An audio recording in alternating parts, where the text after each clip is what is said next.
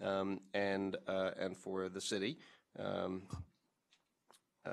The average price of that at that auction was in the neighborhood of $1.1 million per medallion, and I hope and trust that will prove to be good value for the purchasers. I can also report today that 168 accessible independent medallions will be auctioned in lots of 1 on February 26, 2014. Sealed bids will be accepted in person on February 20th, 21st, 24th, and 25th, 2014, from 9 o'clock a.m. through 12 noon at the TLC's offices at 33 Beaver Street, 19th floor. It says here New York, New York, 1004, but it's in person, so come here. The auction will be on February 26th. That's when bids will be opened. Sealed bids are accepted prior to that on February 20th, 21st, 24th, and 25th, so the 4 business days prior. 168 accessible independent medallions. Yes. So they are independent medallions, meaning they must be owner-driven, and they're accessible, meaning that they must be used with a wheelchair-accessible car. So, well, the last auction was 200 mini fleet medallions. Also, under the state law that authorized any medallions we sell really from here on in, every medallion must be wheelchair accessible, new medallion. We split them 60-40 roughly between mini fleet and independent or owner-driver. The mini fleet medallions last time were 200. That's what we started with, and this time will be 168, maintaining that 60-40 ratio independence. Is that? That's you know, and commissioners, we are thinking, and you know, I should preface this by noting, of course, this is my last meeting as chair of this commission. So many policy decisions, I feel maybe even that I shouldn't speculate too much about how policy decisions will be made going forward. I can say that what our thinking was to date was we would take, the state law authorizes 2,000 medallions. It's true that the budget plans on the sale of those over the next few years, or that those assumptions are incorporated into the budget in a prudent way. In other words, not overestimating the results. But our thinking here has been that we would take information into account as we get it. So the first medallion sale demand was quite strong. That led us to, we knew we would always do the second because that's, you have to do the mini fleet and the owner driver in parallel, or to, you know, to keep that ratio. I would say that the demand for that first auction was quite strong. So that should encourage people to continue and do more of the 2,000. On the other hand, there are many factors that the next leadership team will no doubt take into account. We always intended to, and the TLC certainly will, going forward. I'm going to shut that up. You know, monitor our TPEP data to see if it appears to be affecting earnings, and if there's any risk that the market has gotten somehow too many taxi cabs. I think that's extremely unlikely, given that we know the existing number is well below demand. But at any rate, I just want to give you a full answer to that. We were careful not to kind of commit to any fixed schedule, knowing that information may come in that would cause you to adjust what you think. So the first 200, I was overly pessimistic. Last meeting, somebody asked that, and I said I thought it would be a couple of months. Then I am doubly apologetic for my misestimation. Thought it would be a couple of months because of the backlog in converting vehicles for accessibility. I underestimated the fact that when you have a bulk purchaser, a big fleet, they can get things done pretty quickly. So the first, I'm going to look out 4 or 6 maybe have closed, and there are additional closings scheduled over the next several weeks. So apparently, some of the purchasers are able. Nobody wants to close and pay us the money until they have a car they can put on the street, right? So apparently, the cars are being upfitted at a faster schedule than I expected. So that's good news. Okay. Accessibility. As all of you know, the TLC and the city entered into a settlement agreement with plaintiffs in disability litigation. I couldn't be more thrilled by this. I believe that the issue of wheelchair accessibility was one that we had not, or we, the TLC, kind of had not dealt with satisfactorily during my time here, and prior to that as well, but certainly during my time, which is what I bear responsibility for.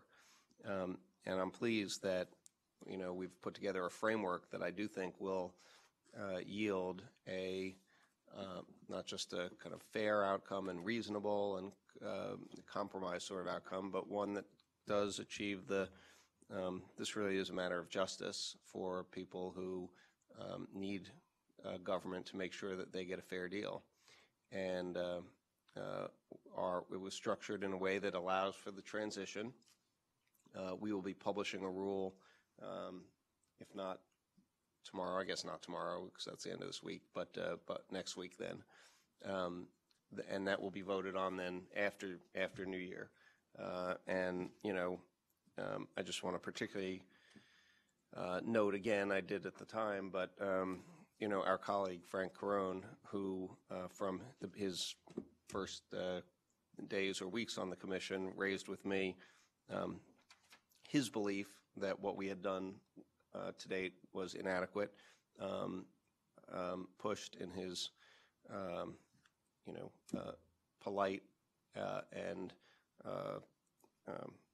thoughtful but firm way for the TLC to do the right thing, and I do think that he deserves a great deal of the credit or kind of the respect for this settlement and this path going forward. So I just want to again acknowledge him for that. Mr. Chairman, I want to thank you for those remarks. And before I forget, you mentioned earlier it's your last commission hearing, and before you conclude your remarks, I just want to say I know we didn't always agree on every single policy, principled policy parameter that you put forth, but I know you believed in everything that you did. You did it with your heart. You served the city very, very well from my perspective, and I want to congratulate you for a job well done, and I wish you the best in whatever your life takes you, and I'm sure you'll do very well. Thank you, Frank. I appreciate your saying that. I will. I'll conclude very briefly with some thoughts on that. But first, the last thing before that, I just want to make an announcement this morning, although apparently it's already in the Daily News. But Commissioners, you will recall we've spoken about lease caps, the driver protection rules that the TLC has had in place for decades, and that really had not been enforced. And that's there's reasons for everything. And but we formed here a lease cap enforcement unit a couple of years ago. A few months ago, when it became clear to me that there was that the scope of the problem was not trivial, but rather was of magnitude, I signed a memorandum of understanding with the Attorney General creating a joint prosecution or joint enforcement task force. The Attorney General's office, of course, the Labor Division, specializes in worker protection. And while our staff at the TLC is enormously capable and enormously dedicated, it is also enormously small. Does that make sense? It is also small. And quite honestly, we have not had, even though people have done exceptional work here, as I will say in a moment, we had not developed decades of expertise on this. So partnering with the Attorney General has given us the capability to protect the workers in this industry who work unbelievably, hard, long hours at a very hard job. That joint enforcement task force has borne fruit. Today, or yesterday, we concluded a settlement with what I believe is the largest fleet operator in the city. It's a collection of 4 fleets that have common ownership: 28th Street Management, Downtown Taxi Management, Tunnel Taxi Management, and Woodside Management. They operate approximately 900 medallions. The common owner, Evgeny Friedman, they will pay a $1.2 million settlement to settle a pattern of pervasive cheating of taxi drivers. $700,000 of that will be in restitution that will go directly to drivers for the earnings that they have been deprived of. An additional $500,000 fine will be paid to the city of New York. I mean,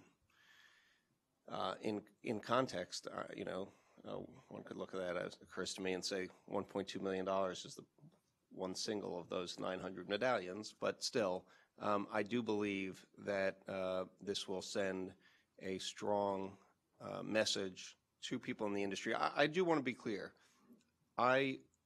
It's my belief, it's certainly my hope, that the bulk of fleet owners are absolutely respect the rules and play by the rules and do the right thing, or do what the rules dictate. That's my assumption, that's my hope. But to make sure, we all know that if the government isn't vigilant, you can't count on that.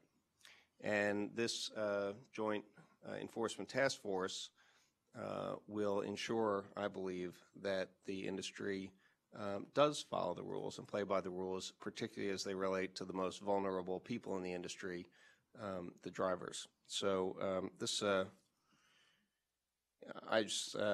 as much really as anything we've done here, this is something that I feel deeply proud that the TLC has taken this step and is achieving this measure of economic justice for the hardworking drivers. On our side, I'll leave it to the Attorney General's side to discuss themselves, but on our side, Mira Zoshi, our General Counsel, our remarkably capable General Counsel, did a tremendous amount of work, and the folks in the Enforcement Division, Ray Scanlon, our Deputy Commissioner for USB, Sherry Cohn, our Assistant Commissioner for Enforcement, and David Ross and Jason Gonzalez. By the way, those 2 individuals make up the entirety of our lease cap enforcement unit. We doubled it in size a few months ago from 1 person to 2 people. So I just want to. This is by far the largest.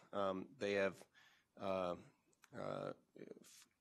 concluded several other investigations with much smaller amounts at stake.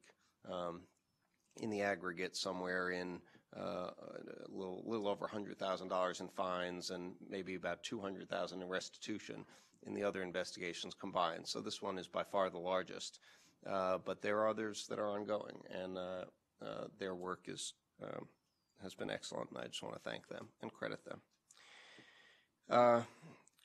Last, before I will note that as of yesterday or 2 days ago, the days are beginning to blur a little bit, we have now completed our online initiative. You can apply for a new license online, you can renew your license online, you can pay your fines online, and that is really Gary Weiss and Jeff Grunfeld.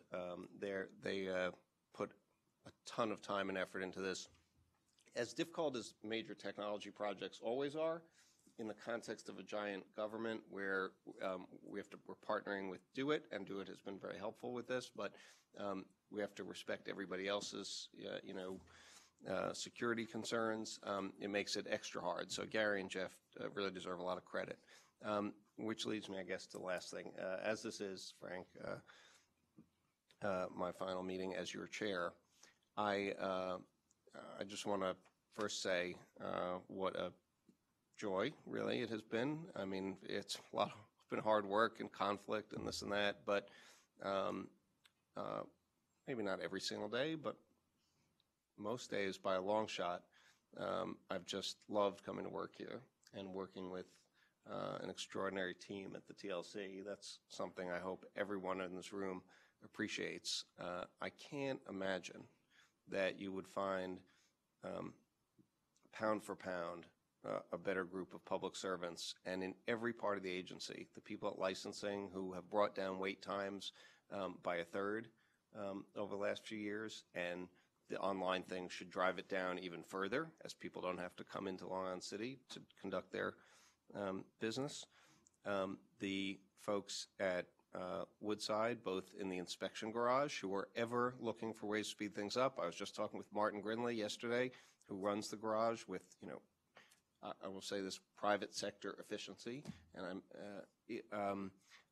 he's figured out a way to shave another half minute off one of the tests that they run, which is something that they never stop looking for ways to do business better. And the folks who work those lanes, and sometimes, by the way, because all the doors are open, so in the wintertime it gets really cold, and in the summertime it gets really hot, but they just pound it out day in, day out, and I have great respect and affection. The folks in the enforcement side, who, as we've grown, have kept up their productivity. You would think, a lot of entities, if you double or grow by 150% in size, all of a sudden nothing works anymore. They work even better now than when they were smaller. I have some numbers here that Alan, thank you for them. I'm not going to read through them all, but I think everybody knows that they are taking illegal cars off the street and summonsing cars who are doing not what they're supposed to be doing at unprecedented rates, and it is absolutely making a difference. And I know that folks in the industry will routinely call and tell me, well, I saw a black car pick up on 7th Street, and of course, it has not gotten rid of rule breaking entirely, or even close. But it has made a difference. I don't doubt that for a second, and I don't doubt that it will continue to make a difference, and more over time. And then all the support functions, which let the operating people do their thing. Everything from personnel to the budget staff, which has kept the money coming to hire all those new inspectors, to Mira's legal team, to the courts unit under Sherry, which makes sure that all the summonses that are given out stick, to the consumer folks who have revolutionized or transformed, I guess, the capability that we have to deal with customer complaints, which kind of was broken and now is one of the best functioning parts of the agency. It's just been a pleasure to work with every single part of this entity. And finally, colleagues, to work with you. And of course, there's been disagreement. I'm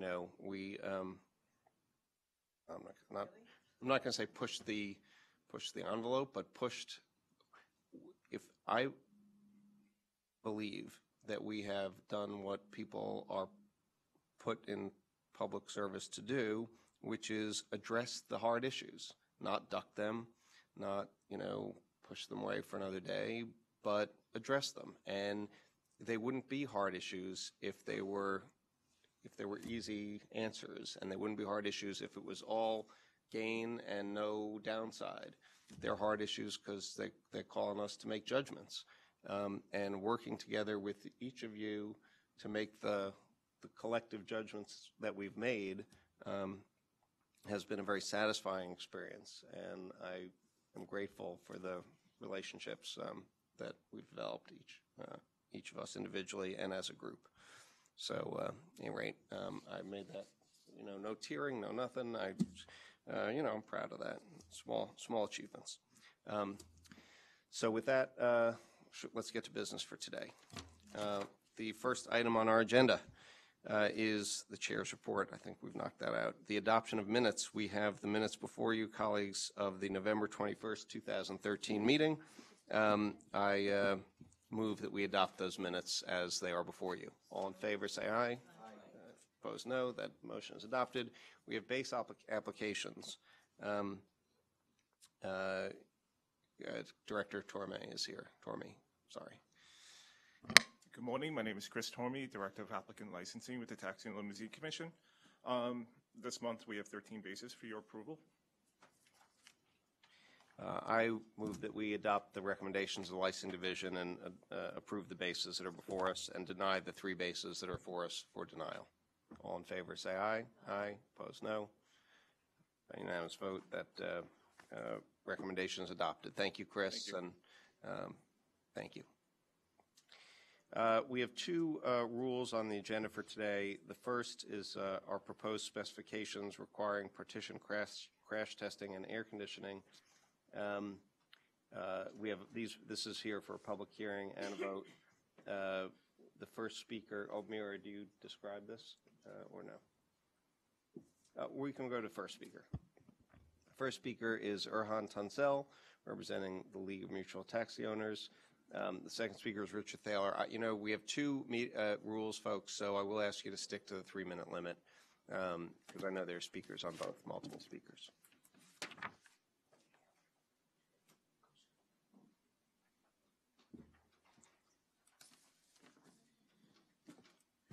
Good morning, Commissioners. My name is Chairman Yaski. Good morning. My name is Erhan Tunsel, Managing Director of the League of Mutual Taxi Owners. Thank you for allowing me to testify today. The rules you're considering today are nothing less than an effort to circumvent the New York State Supreme Court ruling. It will accomplish exactly what the Bloomberg administration has been trying to accomplish for years.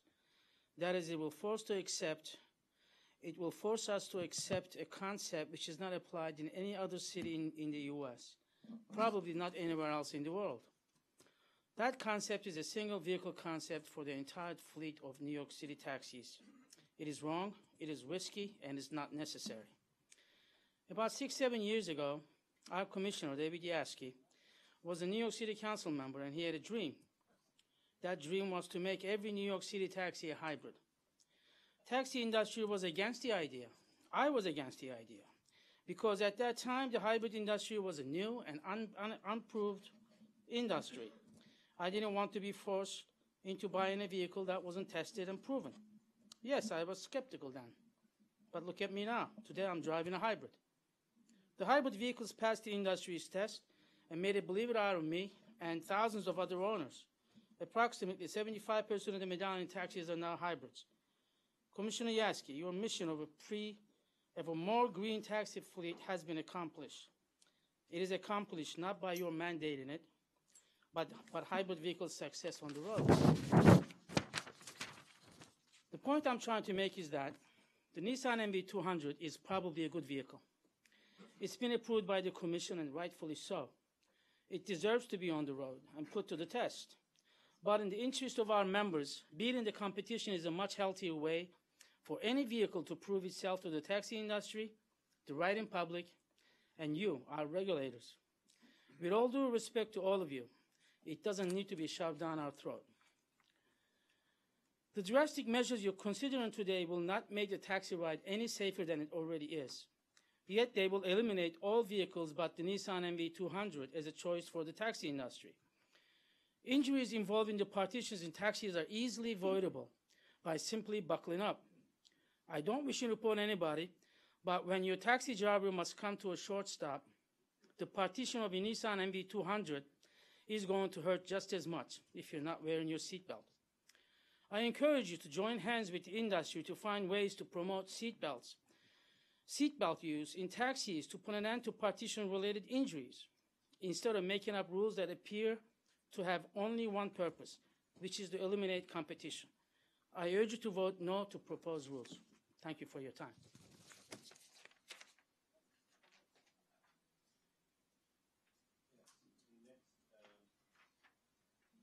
The next speaker is Richard Thaler, to be followed by Ethan Gerber of the Greater New York Taxi Association.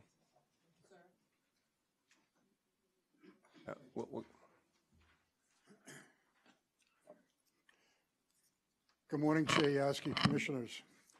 Any measure which potentially may reduce passenger and driver injuries is beneficial, but the cost benefit must also be considered together with the likely chance as to whether the measure would actually reduce or prevent injury. In this case, for the need for the proposed petition crash testing, there have been no anecdotal or reported cases of injuries due to petition design or mounting failure, which could have been identified and prevented by crash testing. Therefore, crash testing would have played no role in the injury prevention. In any event, the taxi and livery crashes reported each year, for example, the 9,128 crashes in 2004, provide extensive information and experience regarding petition safety design compared to the National Highway Traffic Safety FMVSS laboratory crash test simulation, where in fact the TLC should understand that the purpose of a NHTSA FMVSS crash test is to determine the safety of new untested vehicle designs not yet in public use. A case can only be made for the proposed petition crash test rule for new taxi models with substantially different body and chassis structures to determine potential FMVSS crash intrusions of a petition. The comments provided by Mr. Sander and other medical professionals in the previous public hearing failed to disclose that the injuries cited were due to passengers' failure to use seat and shoulder belts and not related to petition failure. While steps for the prevention of passenger and driver injuries in the event of an accident should not be overlooked, the unintended risk of increased taxi vehicle cost and market withdrawal of an important OEM taxi provider must be considered as a result of the proposed petition crash test rule. Is it the intention of the rule to require an improved taxi OEM to provide the petitioner standard equipment under 6704B, or could the crash-tested partition be manufactured and installed in the aftermarket, which will require publication of the partition specifications? If more than one aftermarket petition could be eligible for approval for each taxi model, each petition would need to be crash-tested separately by the OEM. But of greater importance, the TLC should not continue to ignore the more important requirement for either taxi OEM-provided collision avoidance systems or for acquiring the aftermarket installation of real-time accident collision avoidance systems for drivers and passenger protection and enabling a reduction in industry and property damage liability insurance premiums if the systems are not yet available as standard equipment from an approved taxi OEM. Thank you for your consideration. Thank you, Mr. Thaler. Mr. Gerber, to be followed by Dr. Ernest Chodo. Good morning, Commissioners. Good morning. There's an old saying that those who ignore history are condemned to repeat it. A few years ago, a federal court, U.S. District Judge Paul Crody, told the TLC that it cannot mandate that all taxi vehicles be hybrids because the TLC had exceeded its legal authority. He should know he was also the former corporation counsel of the city. The TLC, which always knows better than the courts, always knows better than the judges, tried to circumvent the court by manipulating the lease rules in order to do exactly what the court said was illegal. The court rebuked the attempt. The federal court saw it for what it was, a transparent attempt to bypass its order. Then you did it again.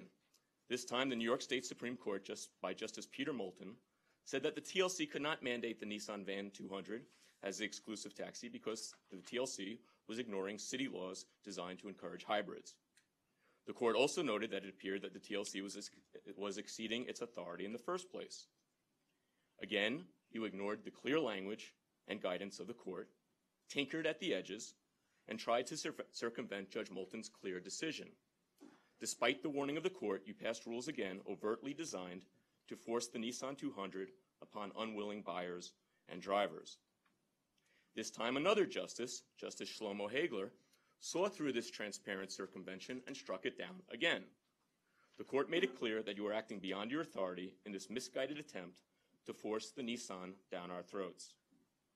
Now we are here again another day in another last-ditch effort to save a failed program, a program despised by the owners, by the drivers who have to pay more for gas, by the disabled community, and by the people who are concerned about clean air. It has been condemned by the city controller, and most importantly, by the mayor-elect, who will take office 12 days from today. Make no mistake, this is not about safety. The Nissan Van 200 is a top-heavy vehicle that is more prone to tipping. It has no rear crumple zone, It has a glass roof that can spread debris on the heads of passengers in a crash. It has no posted ratings on the National Highway and Safety Administration website. None. It is more prone to serious injury in a high-velocity crash. Corporations Counsel's own papers in our current lawsuits say that it is not clear if side airbags would deploy at all in the event of a crash because of the partition. The sliding doors create no safety barrier in a crash. And the seats near the rear door are more vulnerable to rear-end collisions. Not surprising, because this vehicle was always, always, always intended to be a cargo van and not a passenger car. These rules are designed for one purpose, and one purpose only: to save the Nissan Van 200, a Mayor Bloomberg vanity project. This vote is not just disrespectful to the industry, it is disrespectful to the court. It is disrespectful to the city charter. It is disrespectful to the new mayor, and is disrespectful to the postpone this vote. Let the new administration come in and design specifications meant to support the public and not meant to support Nissan Corporation. Thank you. Thank you, Mr. Gerber. I just, we can have, time later if we wish, but I just want to make sure people understand, because the first couple of speakers have focused on the NV200, and I understand the point that they are making, that they believe that this would lead to more NV200s, but I want to be clear about what the rule actually does. It simply says that any vehicle would have to meet crash test specifications. It does not mandate an NV200, does not mandate any different car. It simply says that any taxi that we're going to put on the streets should meet federal safety crash test specifications with the partition installed. In other words, as it is functioning as a taxi cab. And any manufacturer would be not just free, but be encouraged to do whatever they need to do to meet those specifications and put their vehicle on the road. So I just want to be clear about what is within the four corners of this rule. The fate of the NV200 and that project will be decided by the courts. Commissioners, I know, we send you updates and whatnot, but just that, of course, as Mr. Gerber describes, the Supreme Court has enjoined the rules mandating the NV200. That's correct. That decision is on appeal, and that appeal will be heard in January, and the fate of that project rests in the hands of the courts. Can I just clarify, though? Isn't it true that the only car that does meet the specifications at this time is the Nissan? That is the only car where the manufacturer has demonstrated that to us. I'm going to give you my lawyerly answer, which is that's what I know. I do not believe that other cars do. If this becomes a Isn't it kind of a coincidence, though? I wouldn't call it a coincidence. What I would say is that in the 6-year effort that was the Taxi of Tomorrow project, the agency thought through, what do we want out of a vehicle? What do we want out of a taxi cab that's on the streets? Some things are obvious. You want enough leg room for people taller than me, people of Mr. Gerber's height, to be able to sit comfortably in the car. And by the way, I got my first email. I've had several emails from friends about the borough ones. Could we turn? I've got my first email now from a friend who just said, "Hey, just rode in one of those new cabs." It said, "It's so big!" exclamation point. Not big on the outsides, it's actually shorter than a Crown Vic in length, but inside, because it's designed to be a taxi cab, legroom. Anyway, we thought through, what do you want out of a taxi? Some things you could debate. Some things are frills. Chargers, I think nice. Is that fundamental? Not. Safety, to me, is not a frill. That is a fundamental. And in thinking through what we want out of the vehicle, it surfaced a long-standing thing that people in the agency had been talking about, but I don't know had ever kind of gotten to the leadership level, of the fact that the existing cabs on the road don't have to meet crash test standards. And once that kind of was thought about, to me, it was crystal clear that's what you want to do. So the purpose of this rule today is, whatever happens with the NV200, court upholds it, court throws it out, that piece of the agenda should certainly survive. That would at least be my view. Each of you will form your own views. That would be my view. I don't want to, Dr. Chiodo. I'll note that we've been joined by Commissioner DRC, who I am happy to say, and she's no doubt also happy to say. You're absolutely right. I note that we are joined by Commissioners Polanco and DRC, and I would also just let colleagues know that Commissioner DRC was elected this morning, or at least it was announced this morning that she has joined the partnership of Morrison and Forrester. So congratulations to you. I won't make the obvious joke that the post-meeting lunch is on you, but that's really up to you. But but I do think that means Commissioner DRC, with her enhanced status, should be entitled to 2 votes at the commission meeting. Should we? All right. Well, we'll leave that up to the next chair to decide. So, at any rate, congratulations, Sean. That's quite an accomplishment.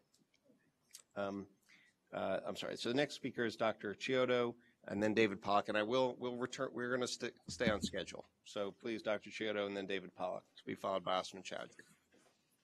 Yes, sir. Thank you, Commission, for having me here.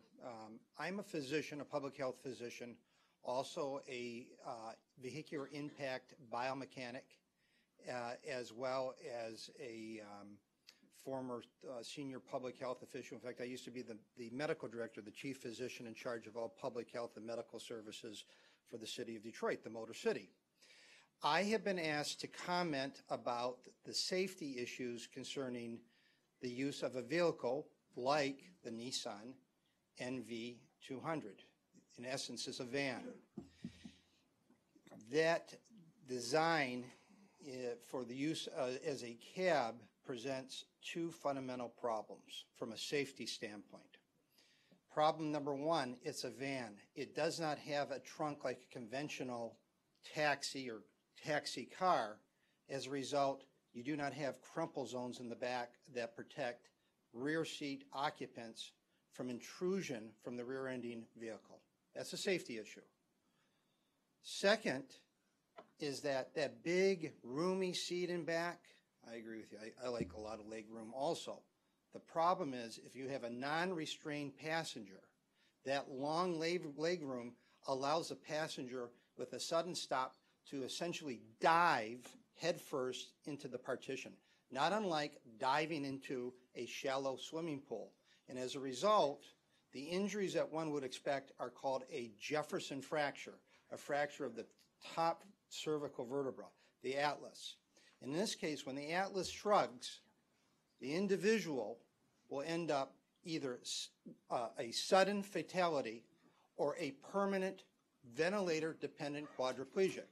That is a safety issue that's presented by this vehicle that would not be presented by conventional taxis with less legroom. In addition, there are 2 fundamental public health concerns that are not considered. First public health concern, when the person dives into the partition and ends up fracturing their atlas, their first cervical vertebra, that individual is going to need sudden, if they do survive, is going to need mouth-to-mouth resuscitation. Bystanders are going to have to be called upon to provide mouth-to-mouth resuscitation with risk of exposure to bloodborne pathogens, hepatitis, AIDS. That's a public health concern. That's something that could happen to a bystander just being a good Samaritan. The second issue is the following. If, in fact, the taxi fleet here in New York is driven to utilize one vehicle, it is not unlike what happened to the Irish with the potato famine. If there's a problem with that vehicle and you lose all your taxis because of a recall or some serious unanticipated problem with that one vehicle, you're going to lose taxi service suddenly at the same time throughout New York, and that presents a public health risk because people need taxis to get to hospitals. Thank you very much. I appreciate the time that you've given me. Our next speaker is David Pollock. Good morning, Commissioners. I'm David Pollock, Executive Director of the Committee for Taxi Safety. Congratulations, Commissioner Darcy And if anyone deserves 2 votes, it should be Elias Araut, who at the end of this year, this is the last meeting for the year. I think you've done 25 years as a commissioner, so congratulations. And we certainly wish you well, Mr. Chairman, in your future endeavors. Thank you. Thank you, David. The proposed regulation would require all New York City taxi vehicles, with a stated exception of accessible vehicles and hybrid vehicles, and an unstated exception for street hail livery vehicles, to undergo crash testing with a partition installed. By this regulation, the city and the TLC is blatantly seeking to do an end around the judicial decisions that have struck down ill-advised taxi of tomorrow regulations, which would have mandated use of a single vehicle, the Nissan NV200. Those regulations have already been held invalid by the courts of this state twice. Notwithstanding the prior judicial decisions, knowing that the only approved taxi vehicle that has been crash tested with a partition is the Nissan NV200, the TLC, under the rationale of passenger safety and comfort, have now tried once again to mandate the single vehicle. If the true interest of the city and the TLC were passenger safety, we ask the obvious question as to why the proposed TLC regulation specifically exempts from the regulation accessible vehicles, hybrid vehicles, and by other regulations, the new SHL green street hail liveries. Although we applaud the goal of trying to make the partition safer, crash testing is not the methodology to achieve that goal. Rather, the partition should be redesigned. The TLC refers to Dr. John Sherman, who testified that there have been hundreds of injuries to passengers throughout the years. Of course, and without any way making light of the serious nature of those injuries and the pain and suffering they cause, the TLC leaves out exactly how many hundreds of injuries or over how many years those injuries have occurred. Interestingly enough, our attorney, David Beyer, met Dr. John Sherman and had a discussion with him. And his suggestion concerning the partition industries was not to crash test the vehicle, but rather to use technology to make the partition itself safer. Rather than approving the proposed regulation, we suggest the TLC and the city speak to the vehicle manufacturers and the partition manufacturers and try to make the partitions and the vehicles in which they are installed safer for the benefit of all the passengers for all the for-hire ground industries, not just some of them. We ask the TLC commissioners to allow sufficient time for other vehicle manufacturers to crash test their vehicles with a partition installed. That's a fair And point. finally, we ask that the commissioners do not accede this vindictive and transparent proposal to disregard the courts of the state and achieve by any means a policy goal that was misguided from the start. Thank you. All right, thank you, Mr. Pollack. Osman Chowdhury is the next speaker, followed by David Barnes and then Michael Wallows, and those are the only people who are signed up at this point. Hi, Yes, good Mr. afternoon, Chowdhury. everybody. Yes. My name is Osman Chowdhury. I'm talking about this MB200. This car is so big and needed not to rush. Make a pilot program, then we can see what's happening problem practically. If we rush, after on the road, all the cars going to problem, there's going to be big mess up. And also have a previous experience, the Chevy minivan on the 6th month on the road to get out far away. That's why I need to make a pilot program. The NB200 need a pilot program, then we can see what realistic. We driver, we know what's the problem we are facing. And another thing, the NB200s, another problem is like it's an expensive car. When a drop operator take the lease car, Medallion lease 3 years, after the car is very expensive. Then what can happen? The driver, they spend a lot of around 40 to 50,000 amount dollar they put in investment. After 3 years, the Medallion lease going to expire. What can happen there? But the car going to driver put in the museum. This high, they're expensive. That's what I'm saying. Thank you very much. Thank you. Mr. Barnes and Mr. Wallace.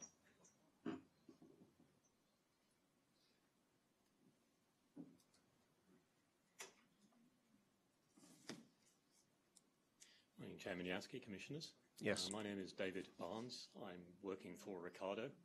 Ricardo Engineering has been retained by the Taxi and Limousine Commission since about late 2007 to advise them on automotive aspects and automotive aspects of stuff related to taxis in general, particularly how vehicle design can be improved.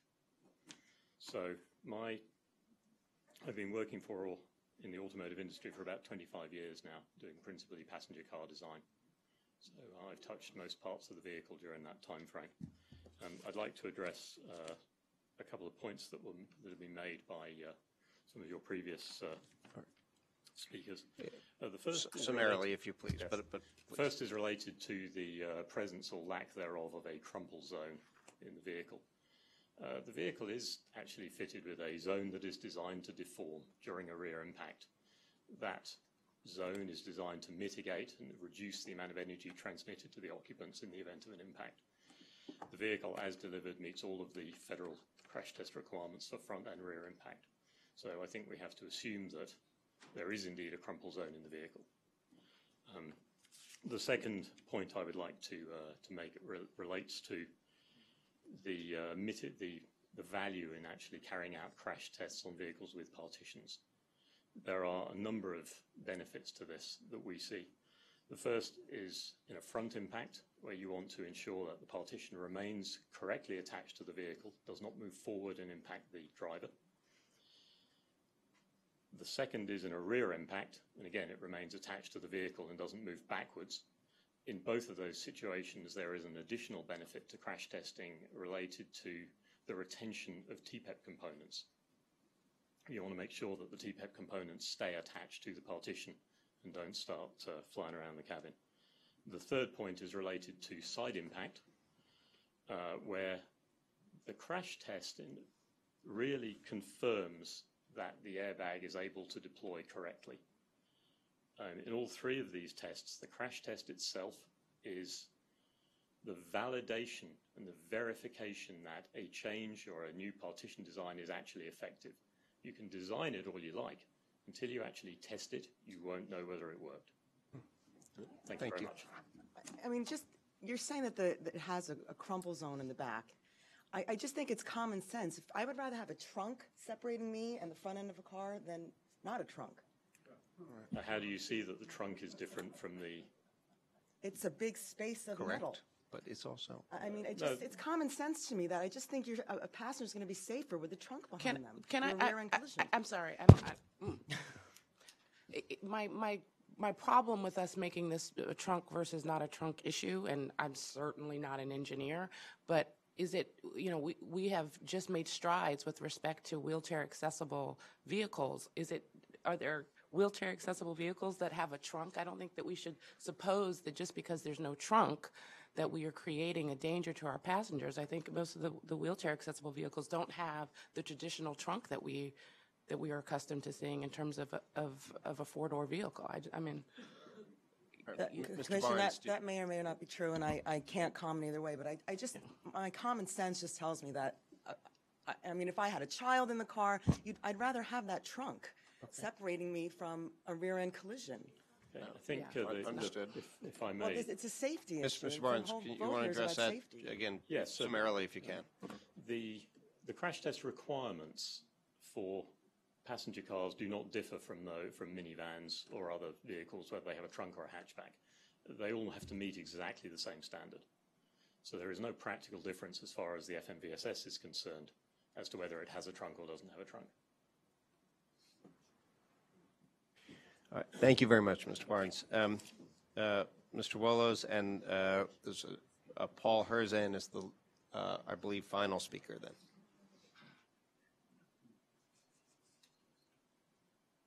Good morning, Mr. Chair, Commissioners. I'd just like to read an excerpt from a letter that Ron Sherman from Metropolitan Taxicab Board of Trade distributed 2 days ago on this rule, and then I'd like to come up and discuss the other rule. I'd like to stress that MTBOT is urging a no vote on both rules, but let's get to the crash testing rule first. The crash testing rule is a third attempt to mandate the taxi of tomorrow and should be voted down. A rule to mandate that all taxis except hybrids have factory installed rear seat air conditioning and undergo separate crash testing with certain aftermarket alterations, a mandatory factory installed partition, but not others, an accessibility retrofit, for example, is arbitrary, capricious, and unsupported by the law or federal regulations.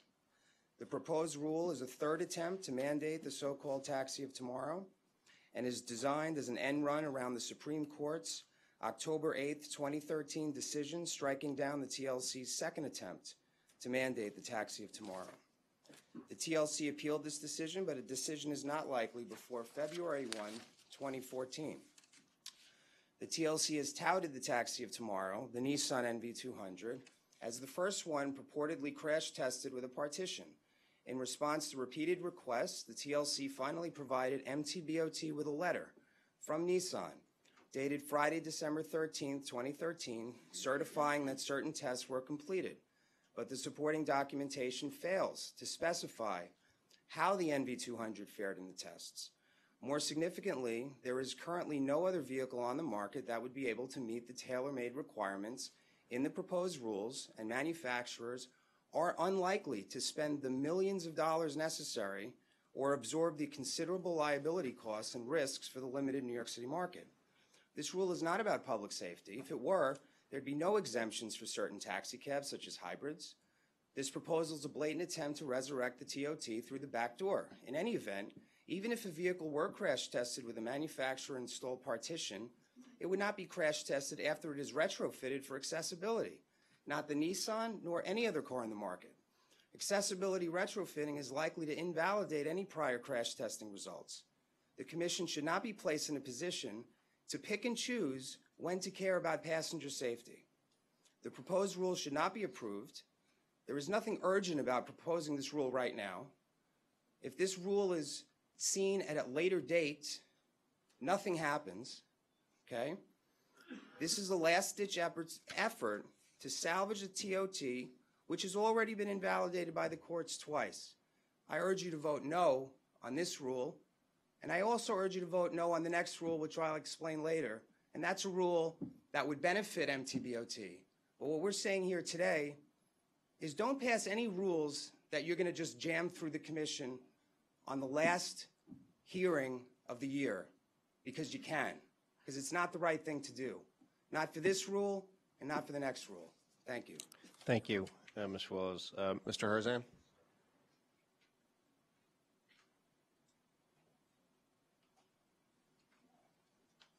Good morning. Good morning.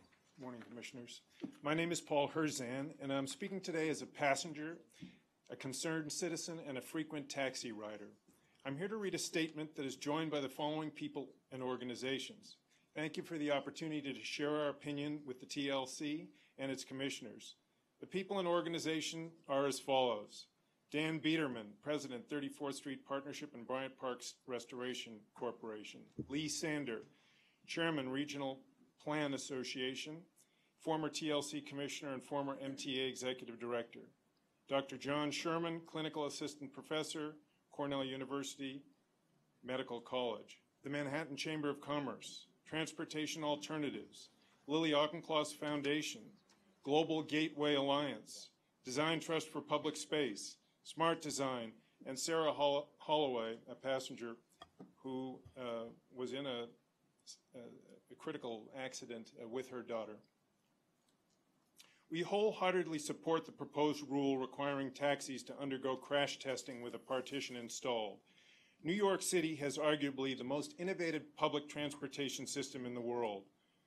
When New Yorkers ride the subway, the bus, commuter trains, or even in their personal cars, they assume that significant investment in rigorous vehicle engineering and safety validation has been completed.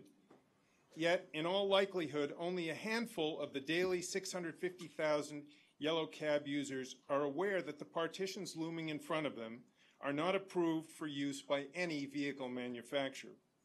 The truth is that taxi partitions have not been designed or installed by any car manufacturer. The partitions have never been tested to determine their effect on public safety.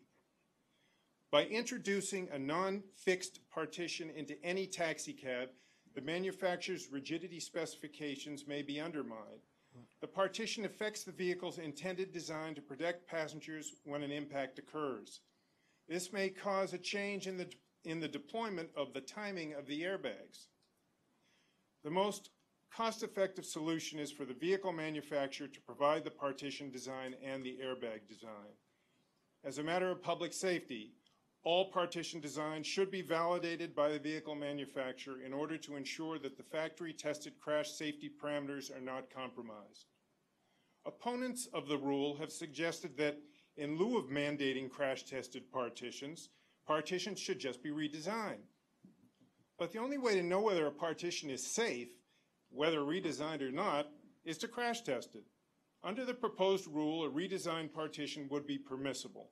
It would merely have to pass a crash test.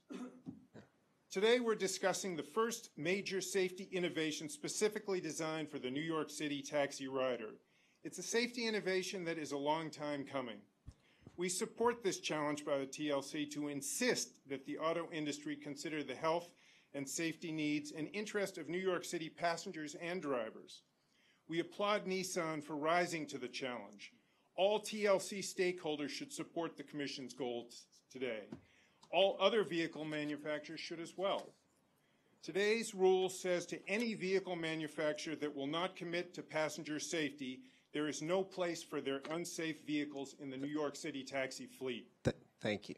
I'm sorry, if you want to conclude, Ms. Tarzan. As regulators of the taxi industry, public safety is priority number one of the TLC. The riding public shouldn't have to think twice about getting into the backseat of a vehicle that is not fully validated by crash test data. New York City passengers should not be treated as the industry's crash test dummies. Thank you. Thank you. I gather that Ira Goldstein would like to be heard. Is that right? Okay. While you're coming up, I'll just thank, Ira, of course, is the former chief staff here at the TLC, and over his many years of service, indeed kind of contributed to the realization of this important safety initiative. So again, I thank you, Ira, for all your service. Thank you, Commissioner. As most of you on the board know, this isn't really my issue, being a representative of the black car industry. But just hearing the testimony and what was going on, I just felt compelled to just briefly give my opinion. The Commission should be commended for bringing this issue to the forefront, and that it's something that needs to be tackled. However, I don't think that there is this urgent need to pass this in the late hours of an administration that's now coming to a conclusion. I think it's important that the upcoming administration be given a chance to look at all issues with a fresh perspective, look at things from in a cohesive manner, globally, at everything that's before it. And I think that if the Commission has the resolve to get this done, it will get done in a future time. It just appears to be very political. It appears to be a backdoor way of bringing in the taxi tomorrow. And I just feel that it would be proper for it to be adjourned at this point. Thank you. Thank you. Thank you, Mr. Goldstein. Commissioner Polanco, you have a motion? Yes, yes. I'm sorry. First, Amir needs just to make some, comments for the record, please. Just to summarize, what we just had was the public hearing pursuant to CAPA on a proposed rule to amend taxi cab specifications to require crash testing with partition installed and rear passenger controlled air conditioning. The rules appeared in the city record on November 15th, 2013, and there was a comment deadline of December 18th, 2013. 30 comments were received and forwarded to the commissioners. Thank you. Commissioner Polanco. Thank you. I know we just had a hearing about the crash test rule, and I think we all realize the importance of having this rule, which intention is, quote unquote, to exclusively deal with the safety of passengers. But based on what we have heard and the controversy surrounding the rule and the potential for yet again another lawsuit, I will move to postpone this rule for next year, to give an opportunity even for the new administration to even have a say on this. I will also move to postpone the hearing and the vote of the e-hail rules for the same reason, but most importantly, because the pilot program has not run its course. My understanding is that the program ends in April of 2014, at which time I believe that we should revisit the rules themselves. So I basically move to postpone the vote on the crash test rule and to postpone the hearing and vote on the e-hail rule. I second. Wait, are they I'm sorry, forgive me. Are these separate? Because we Well, may or, have an inconsistency. well, let me make it's my intention not to bring the e-hail rule forward for a vote today. I've heard from a number of commissioners, and particularly in light, Commissioner Root has spoken powerfully. I understand your view, Commissioner Polanco. You know, and in light of the fact that that pilot is ongoing, so there's no, you know, as far as the public's concerned, 1 month is the same as the next. So I withdraw then the second motion. Okay. I just stay with the first motion. I will just say, because I know you spoke about the hearing as well, Commissioners, we will, with everyone's, you know, unless there's objection to this, we'll have the hearing so people's views can be heard, but there will be no vote. So no, then I basically bring back my second motion. For me, it doesn't make a point to have a hearing at this point. Well, all right. I mean, we're here though. Yeah. We're here to talk to you. Yeah. In all honesty, Commissioner, then let us make it two separate votes then, because people may feel differently about one versus the other. I understand, but the program has not run its course. No, I'm sorry. I don't want to stop you. In other words, Commissioner Polanco, I agree with you. I share your sentiment that we need to allow the program to run its course. I think that what we're saying is there are people who took time out of their schedules to come and be heard, and I think as a courtesy to them, I think it would be for us discourteous to them to not allow them to have their say, even if we don't take action on it. I agree with you, but my point is that I don't want this to come back and not have other people have an opportunity after the program has run its course to basically have an opinion on it, because things could change. Because once hearings are done and concluded, you cannot come back and re-argue the same issues. That's my point. Mr. Chairman, Okay. Mr. Chairman, perhaps the compromise is keeping the hearing open. Don't close it after today, and just don't conclude. Start the hearing, keep it open. excellent. There is a mechanism for that. Thank you for that, Commissioner Corona. So we'll keep the hearing record open so that it may continue the next meeting. So I don't want to put words. I'll just clarify. The motion is to table the crash test rule vote. Okay, very good. I seconded that motion. Very good. All in favor of tabling? Before we vote there, I want to just make a comment. I join in Commissioner Polanco's motion. I do want to say that I think it's inarguable that a rule on public safety is not an appropriate one for the Commission. I think it is completely our responsibility to be voting and passing rules on safety. I don't believe this particular rule accomplishes that, and we'll get to that in a moment, but I do think the motion is appropriate for now. I don't think the objective is compromised if we hear and discuss this more and vote in January. I'd like to make a statement as well. I'm uncomfortable with waiting to take action on issues that involve driver and passenger safety, which in my opinion are just out and out non-negotiables. There were a couple of items that did come up in the hearing that I think are important, and I think the mindset, and I want to say collectively we will agree with this, I hope, but one of the speakers suggested we continue to promote and strongly encourage seatbelt use, which probably is even better than crash tests as far as keeping passengers from being injured, and also about as well as doing, I guess, more extensive study, from what I gather, on partition design. But then I kind of come back to, well, what's wrong with having all three? I mean, we can have, increased use of seatbelts, as far as strongly encouraging that. We can also, encourage better partition design. But again, you really don't know what happens until it's in a vehicle and crash tested. So I don't quite see this as either or. I'm not for this particular motion. I'm prepared to vote today. And I see all three elements as necessary to address driver and passenger safety. Well, I'm going to ask my colleagues to join in Commissioner Polanco's motion for a couple of reasons. Number one, we do have a new administration coming in 12 days. I mean, this is not an urgent issue, in my opinion, especially in light of a lot of the comments today, and that these specifications are limited to the Nissan. I find that quite the coincidence, and it makes this rule suspect to me. I also think we should show some respect to the new administration and let them deal with this issue the way they feel appropriate. We were at the last hearing of a 12-year administration that's on its way out now, and I think out of respect to the new administration, we should not hold this or any vote today. And with respect to Mr. Herzon's comment that Nissan has risen to the level of safety, it's more like the TLC has risen to the level of Nissan by designing these rules to fit only that vehicle. If this is truly about safety, why aren't we addressing green cars? Do people in the outer boroughs, they don't deserve safety? And I think safety is an issue, but we need to approach it on a global, practical, logical level, and I don't think this is it.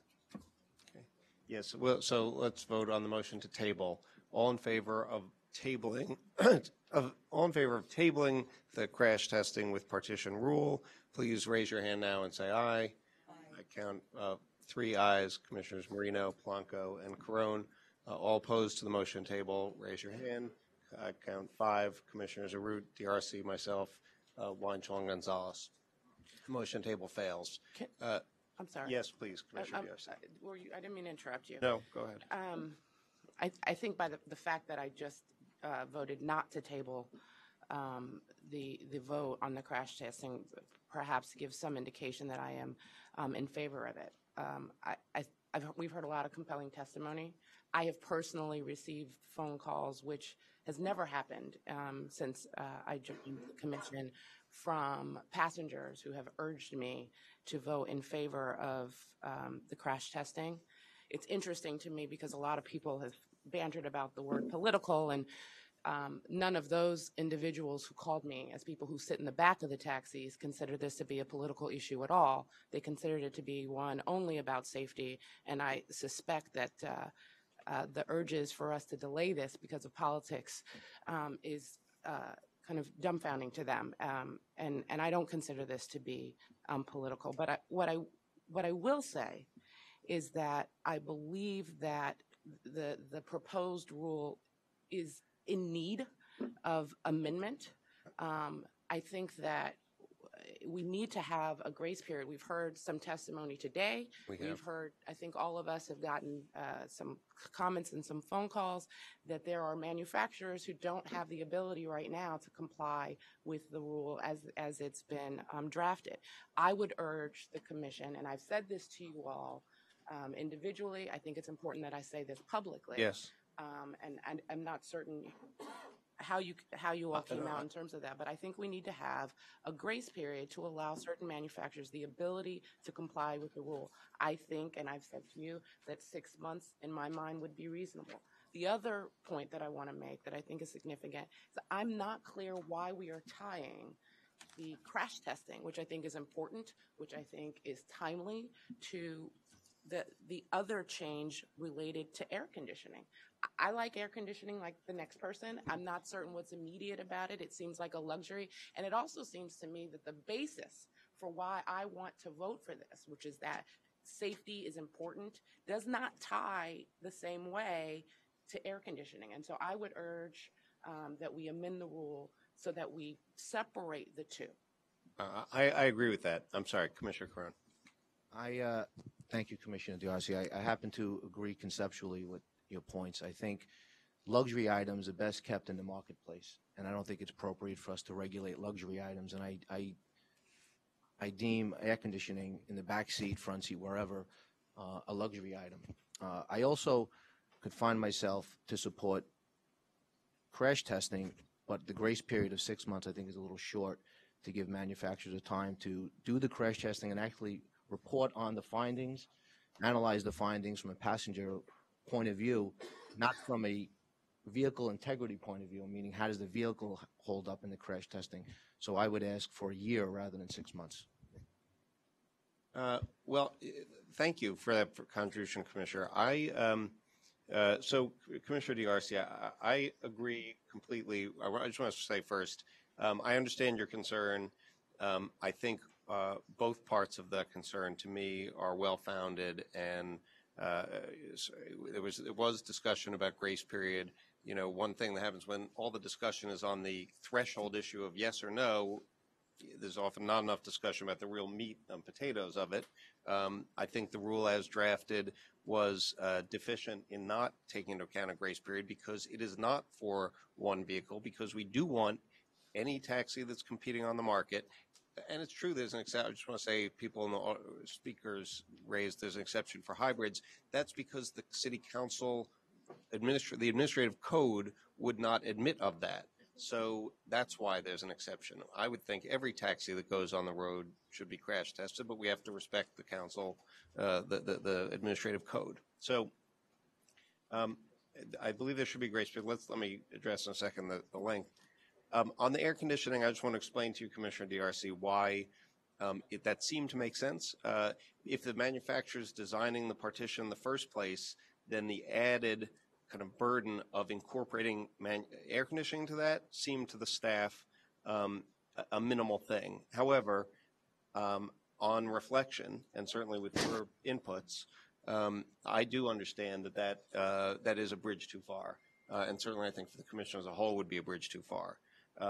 So Mira has prepared a version that incorporates those two changes. I believe the grace period in the version before that is here is for June 30th.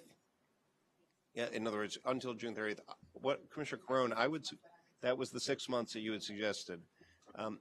I would suggest that be made October or let's say November 1st of 2014 to give time for a model year to come out.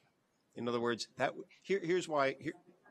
All right, you know what? I take your point. I take your point. I didn't mean, I wasn't looking to haggle. I was just trying to think of a natural stopping point. So let's make that the end of 2014. Is that correct? Okay. So without objection, then I would like to amend the rule that's before us. And I think, those to be realistic, there would not be majority support for the rule as published. So I would like to move without objection that we amend the rule to incorporate the changes that LaShawn has described with the grace period being until December 31st, 2014, without air conditioning. Yeah. No requirement of air conditioning. No requirement of air conditioning. End of 2014 grace period. Quick comment. Is there objection? Yeah. No, I Okay. have a quick comment.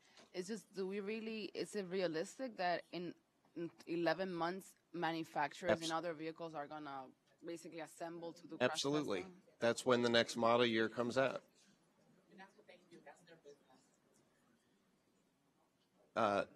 All right, then, yes, if you can do that in a brief way, so it's... So before the commission are the rules, the amendments to taxicab specifications as were published with the following two changes. The references to rear air conditioning requirement have been deleted, and in addition to section 1, section 2, the following phrase is added to 6704B. Taxicab models approved prior to the effective date of this section must meet all requirements of this section by December 31st, 2014 to remain an approved taxicab model. In accordance with this chapter, any taxicab vehicle hacked up prior to December 31st, 2014 can remain in service. Okay. So then I would like to call for a vote on that by a show of hands. All in favor of adopting the rule as amended, please raise your hand to signify an aye vote. I count 1, 2, 3, 4, 5, 6 votes. Commissioners Gonzalez, Weinshaw, myself, DRC, Arut, and Carone. All opposed signify by raising your hand to vote no. I count 1 vote, Commissioner Marino, and all abstentions. I count 1 vote, Commissioner Polanco. So by a vote of 6 in favor, 1 in the negative, and 1 abstention, the crash test rule is adopted. So, commissioners, consistent with our earlier discussion, we will now proceed to a hearing on the e-hail rule. That is it for votes today, and I know Commissioner Root, you have pressing business in Staten Island. Oh, please do.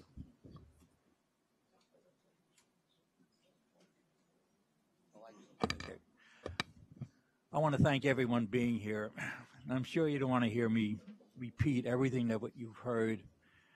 And believe me, I've gotten plenty of phone calls, plenty of letters, but I had to come to a decision, and I came this way. And some people are not going to like it, but please, I'm still your friend, and you want to be my friend. But I had to do what I had to do. I'm sorry about that, but I think it'll be a great idea if it really gets into operation. So, again, thank you very much for being so patient, and certainly want to thank the chairman for doing a great job over the years. And I hope we'll have the new administration come on board, and maybe we can do a better job. I apologize. Some people don't like the way I voted, but again, I have to vote my conscience. So thank you very much. Can I just say before you leave, I believe, Commissioner Root, I know that you were probably already going to be late for your, It's just that I have a very important meeting this morning, and I told my wife I won't be long, but I have. Say no more. I'm running a fair in Staten Island, and I have my vice chairman doing my work now. I said hopefully by 12 o'clock I'll pick you up, and you know how it is when your wife says have to be there on time. So I apologize. Yeah, well, I certainly know how it is not to be there on time, but when I talked before about the fact that holding a position of responsibility means making a decision on things where there are people on both sides. And I think a lot of people doing that for even a few years kind of wears on them. To be able to do that for 25 years takes a really special kind of commitment, and I just want to salute you and tip my hat to you for that. Thank you, Commissioner.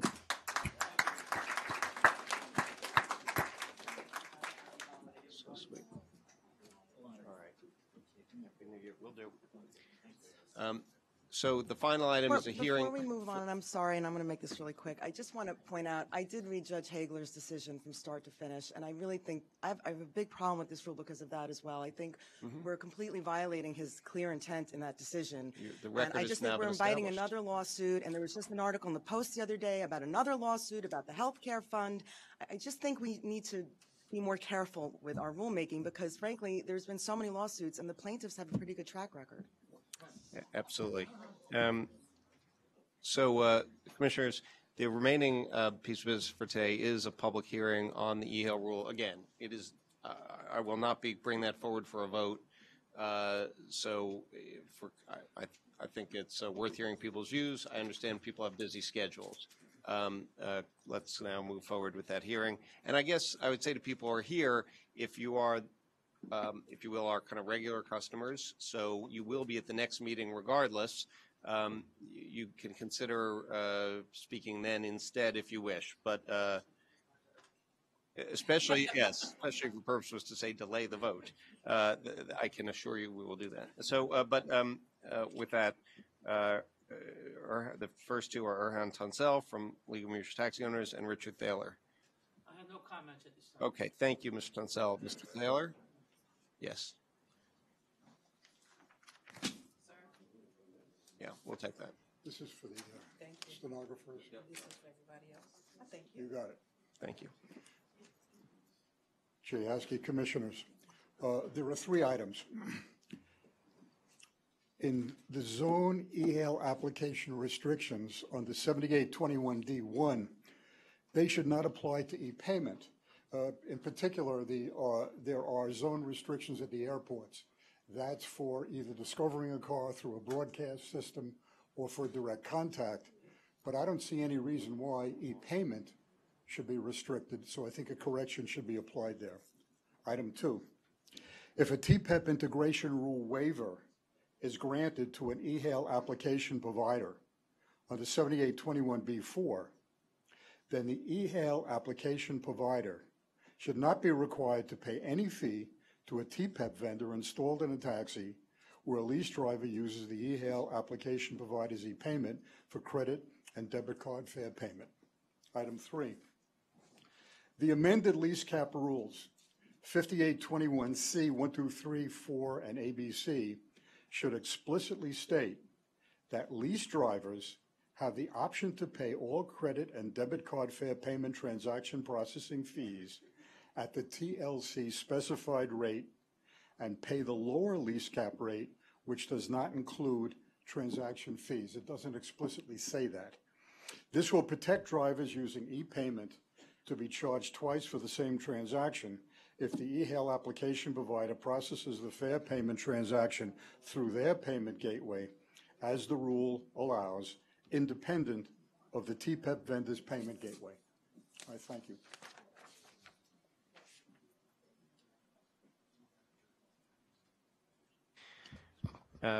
Okay, next is Mr. Ethan Gerber and Andrew Frank.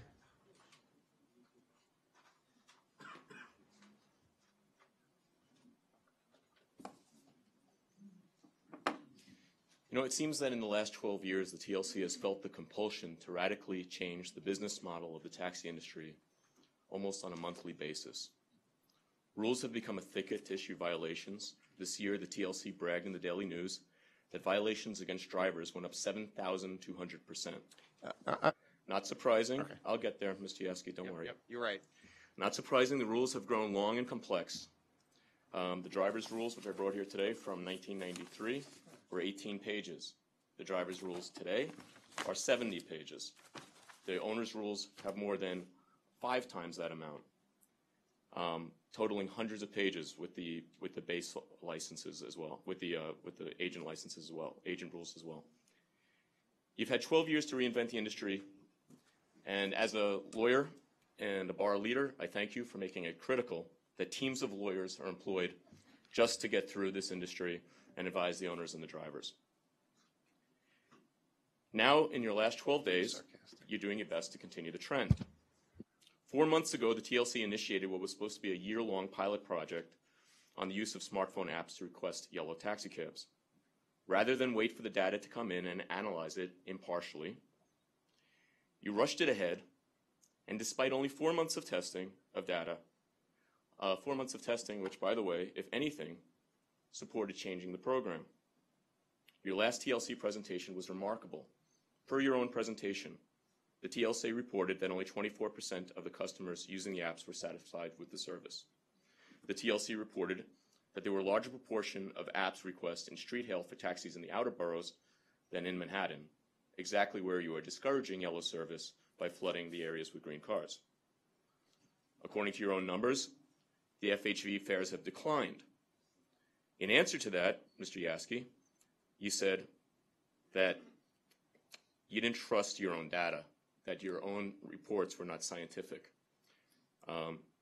Your analysis was flawed, and your own surveys were poor. Remarkable, because when that same survey approach supports your positions, you tout it.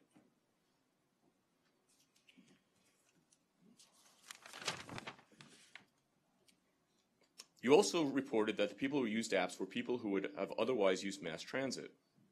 So these apps take people of mass transit and put them in cars. This is contrary to public policy that you've stated in the past. The Commission has done its best to support Nissan. Now it's doing its best to support Halo. Let's have the new administration and the writing public analyze the data after 1 year, fairly, impartially, and analyze it. Finally, Mr. Yaski, and to all the commissioners and all the people in the room, I want to wish a Happy New Year. We won't be seeing everybody. I hope everyone here a very happy and healthy New Year. And happiness spreads in many ways. As Oscar Wilde once said, there are those who spread happiness wherever they go, and those who spread happiness whenever they go. I hope everyone a Happy New Year. Characteristically elegant, Mr. Gerber, and I take the wish of for happy holidays on its face, and I will say, well, just very quickly, Andrew Frank is next, and then Kevin Hatfield. While Ms. Frank is coming up, I'll just point out, no need for extended discussion here on the just on the issue on the on the issue of number of summonses, I am proud that so many more summonses have been issued this year than last year. I want people to understand what those summonses are. What the increase is are both illegal taxis, people that are not licensed by us at all, poaching on the legitimate business of our licensees, and cars that are licensed only to do prearranged service but are doing street hails. That is where the increase has been over the last couple of years in the summons we've issued. I'm proud of that record. I think those are exactly those summonses that need to be issued. On the e-hail part, I want to just recognize this one. I think there's very legitimate room for debate. To me, I felt that there were facts enough out there for people to form their opinions. I wouldn't go as far as say that any reasonable person would conclude it's good, but I think there are facts enough out there for people to form their judgments. That's why I thought it was worth doing. However, I absolutely recognize people's belief, and understandable belief, that some more time will generate more useful information, and there's no harm to doing that. So, as I say, we do not need to proceed to a vote. And just on the, on the good year part, I do want to say not just to, we talked before about the commissioners, but to our partners and colleagues in the industry who I've worked with now for 4 years, and on many things, to be sure, disagreed. I do think that, and I want to thank you for the fact that with rare exceptions, I feel that we've been able to disagree agreeably and to have reasoned conversation back and forth.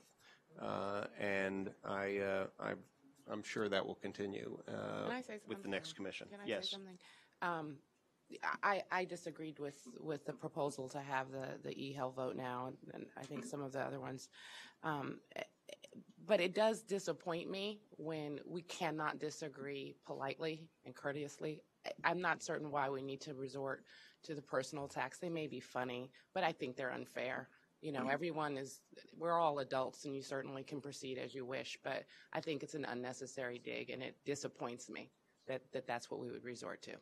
I don't think that you should have to, on your last day, as you have served this commission to the best of your ability, whether people agree with everything that Chairman Yaski has done, he has served to the best of his ability, and I think it's unfair that on this day that you should have to defend yourself. And I apologize to you that you have to. If the Sergeant at Arms will please have a box of tissues at the ready, I would appreciate it. Thank you for your comments, LaShawn. Mr. Frank, I take it, and to be followed by Kevin Hatfield. Yeah, excuse me. Yes, thanks for having me today. I am a resident of Astoria, Queens, and I'm an entrepreneur. I have an energy efficiency startup with an office in Manhattan. And living in Western Queens and being an entrepreneur, e-hailing is really key for two reasons. Number one, it's hard to get yellow cabs out where I live, and number two, I'm really poor, and I could use black cabs, and using sort of the unregulated stuff can frankly just be too expensive. I'm also a really big believer in government innovation, and frankly, when I heard about this issue in e-hailing, it kind of seemed like a no-brainer to me. I couldn't actually believe that anybody would not make that available. Someone earlier talked about letting the market decide with the crash test stuff you guys were talking about, and sort of seems like the market should decide for this. If you have e-hailing, it just makes sense to do it. I can pay, via my phone. I can get something. I'm going to the airport and I need to make a business meeting. It's hard for me to go out there and basically play roulette on whether I'm going to catch a cab. So, I don't know if there's any, I don't know as much about this as probably you guys do, obviously, but I don't really know any legitimate reason why you wouldn't just do this. If it doesn't work, it doesn't work. Private capital isn't going to put money into applications and marketing if no one's going to do it. So, it seems to me, I know you're not voting on it today, but it seems to me it's pretty no-brainer. And as a citizen and a voter of New York, I would really, really like to see this be made permanent so that my life can be enhanced. Thank you. Thank you for taking your time. To be here. Can I address that? Please, go right ahead. I understand what you're saying. I think it's inevitable.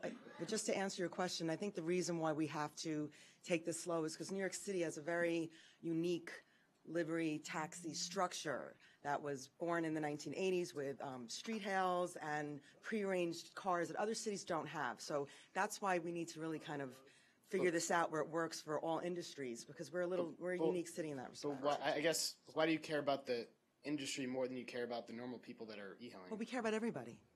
Sure, but No.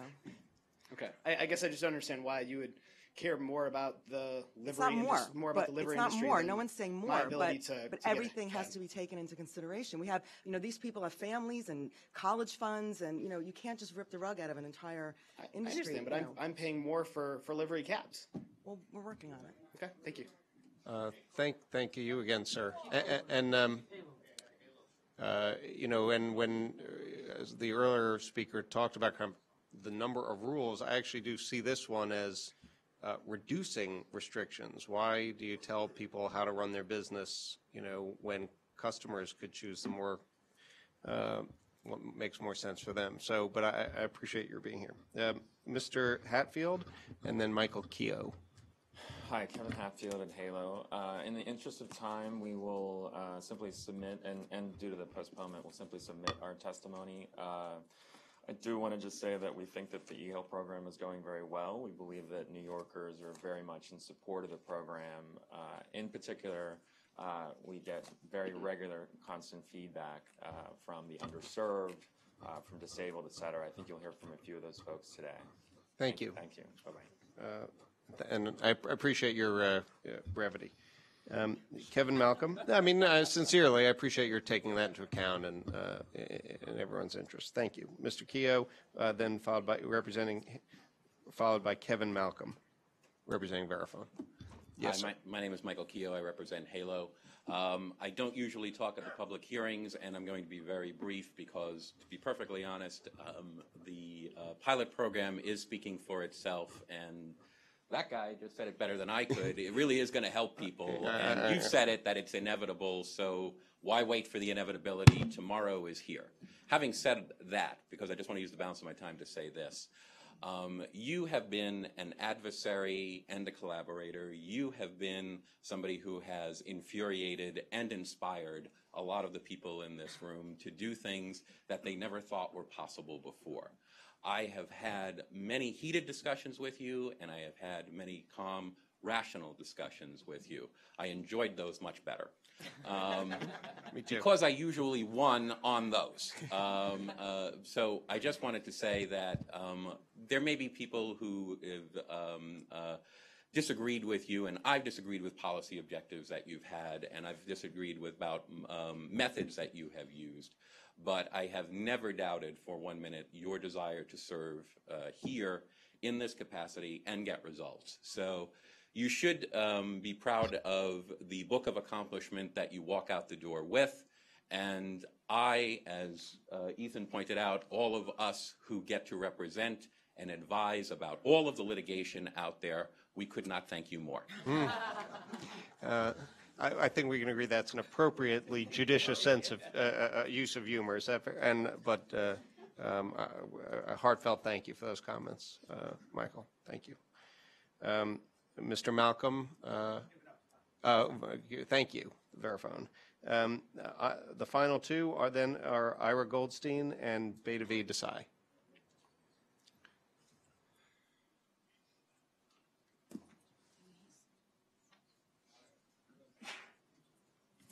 Thank you.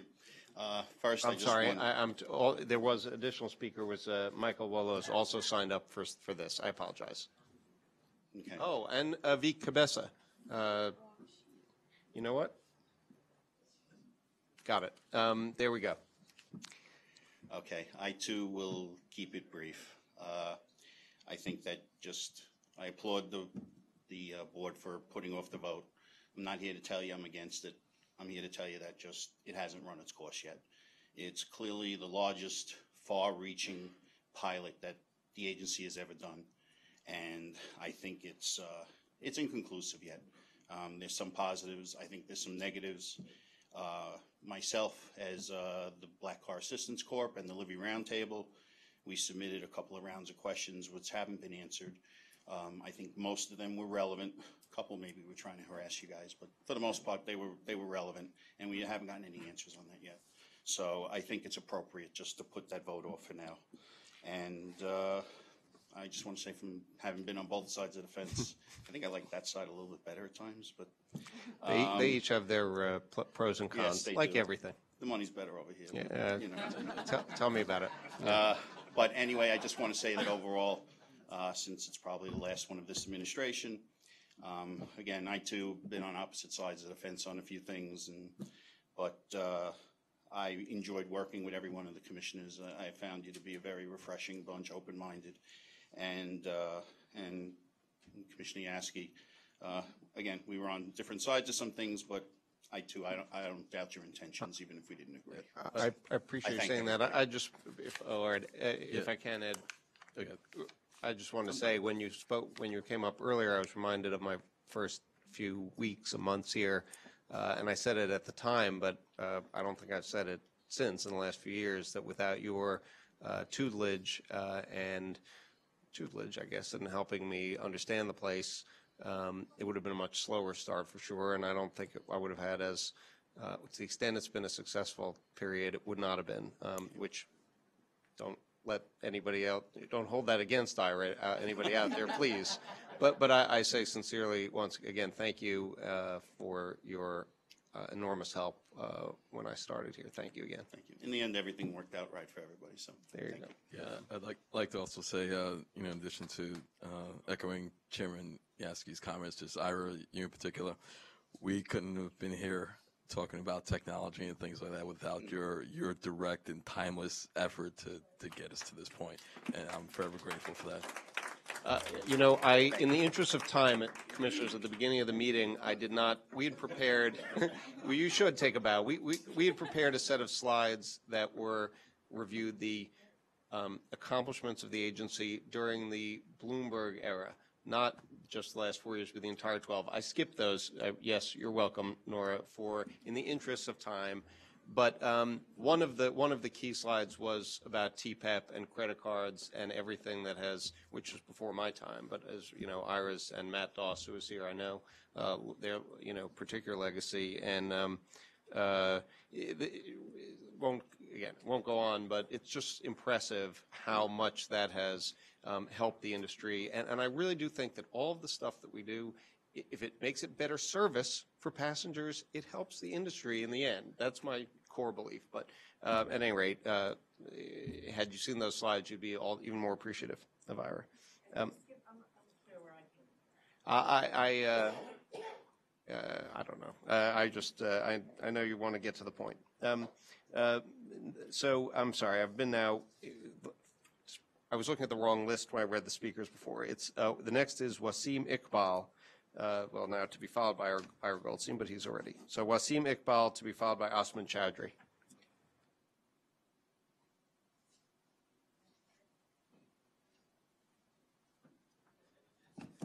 Good morning, Commission. Thank you very much for giving me a chance to speak here. My name is Wasim Iqbal. I'm a taxi driver for over 10 years. My father was a driver for over 22 years. I'm here to speak in support of e-hail program, and I would really like to make it permanent. Before e-hail, taxi drivers spent hours empty cruising down the road looking for the next fare. With the help of e-hail, not only it's easier for passengers to get a cab close by a taxi, but also for the driver to catch the next fare. Now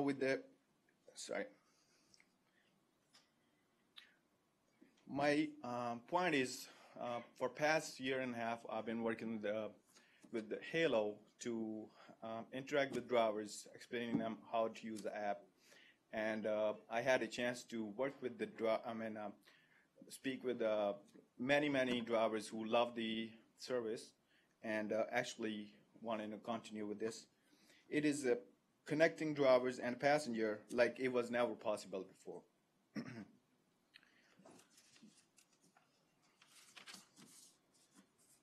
Lastly, please let me just be the voice of hundreds of drivers that I interacted with, and make this program permanent. And because not only is helping the drivers, taxi industry, but also connecting the passengers with the one tap. So please, thank you.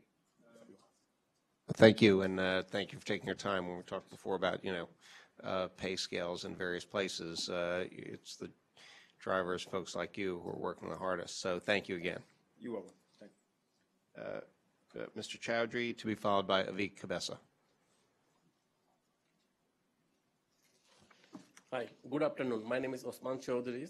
I'd like to support the e-health program. And I'm just going to say this at the outset, and this applies to everybody, but I kind of would ask that since we were going to do this and we're going to continue the hearing next time, if people speak at this hearing, I'd ask that you consider not speaking at the next one. It's one big record.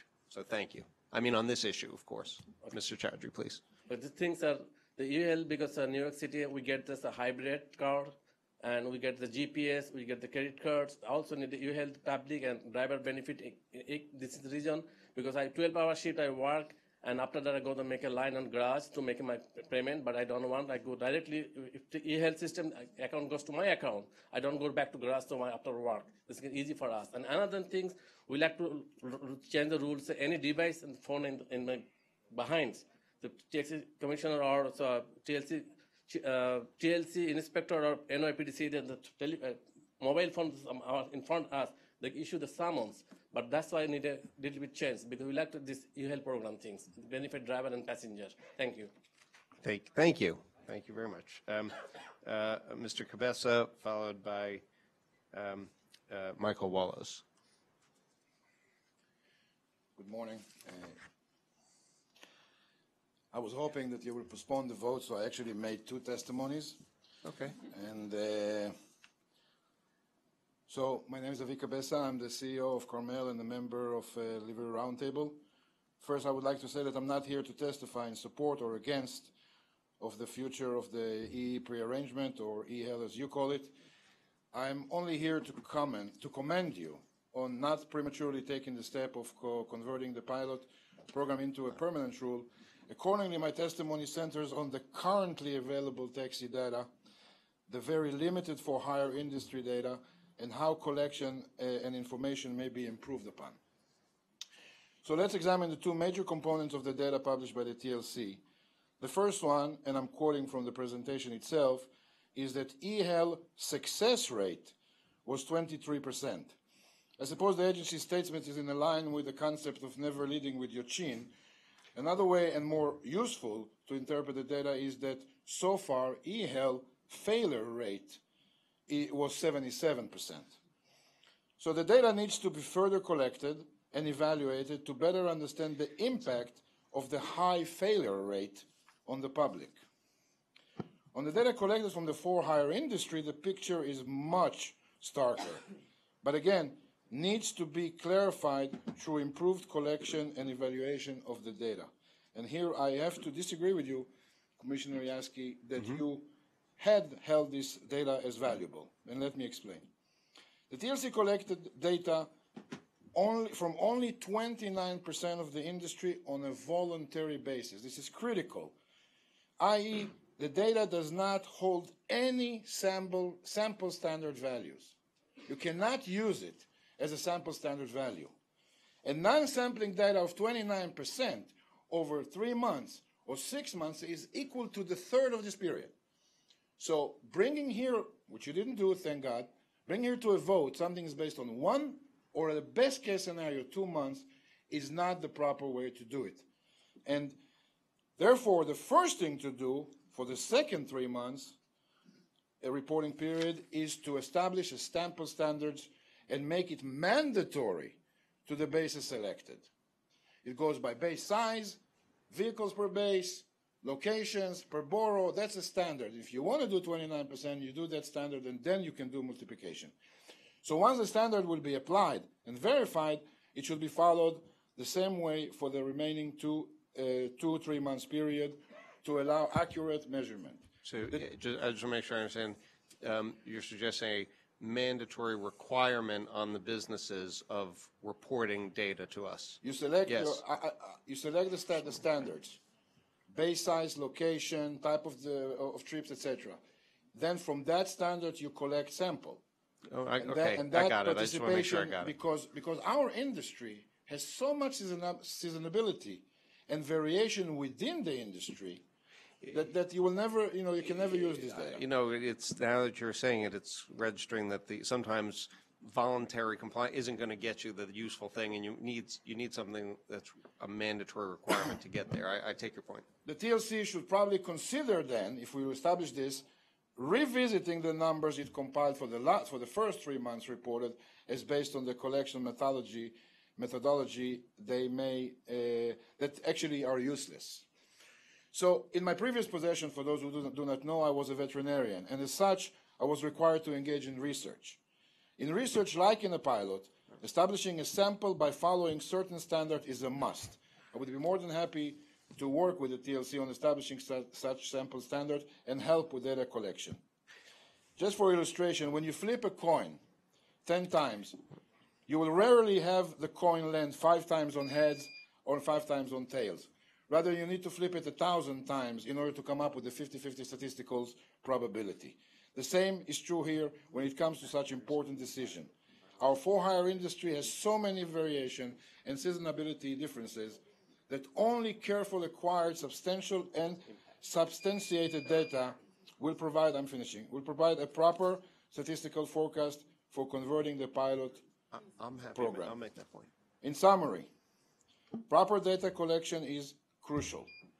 While I'm dubious about the pilot program, when the time comes to make the final decision on it, you should do it based on understanding driving from carefully acquired and therefore more solid data.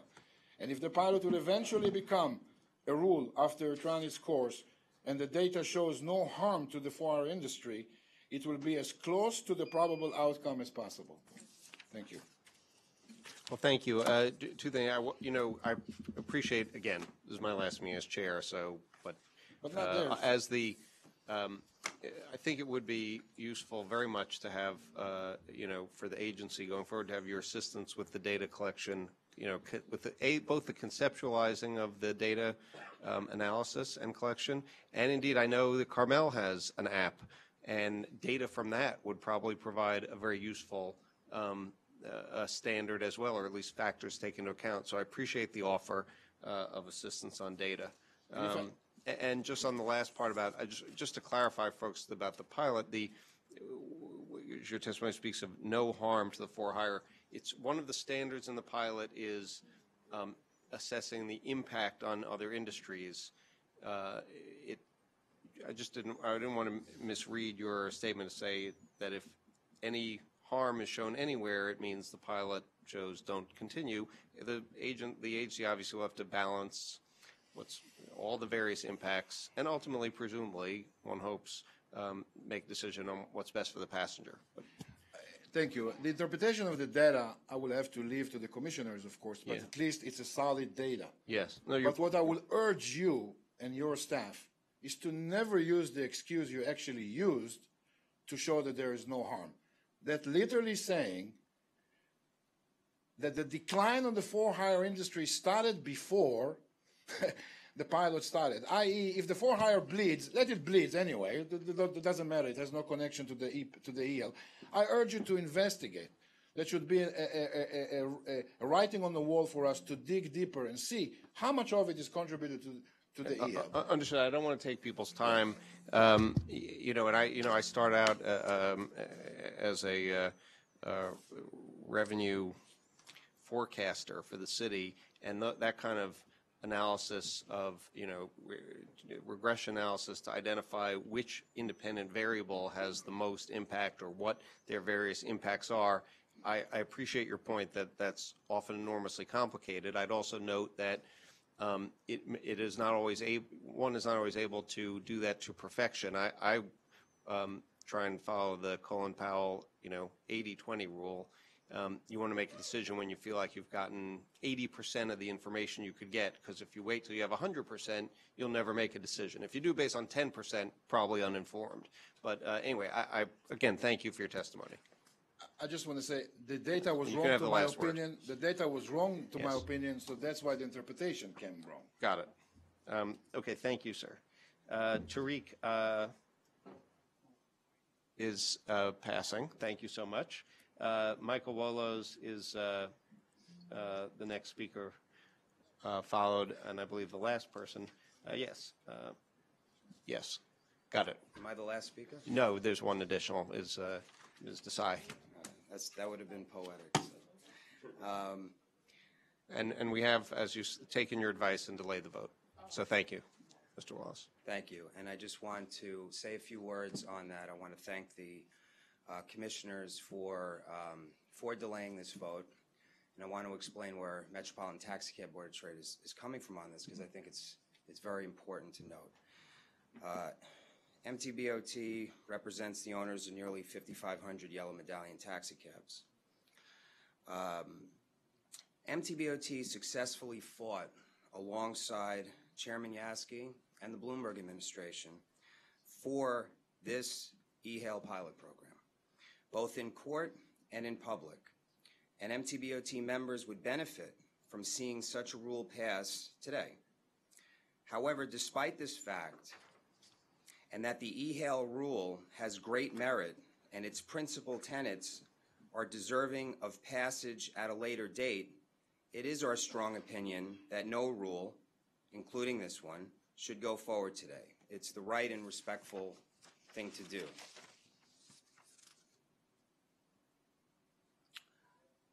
MTBOT believes that the e-hail rules have fundamental merit, but it is premature to vote on this now, and we thank you for postponing this, even though we would benefit from this.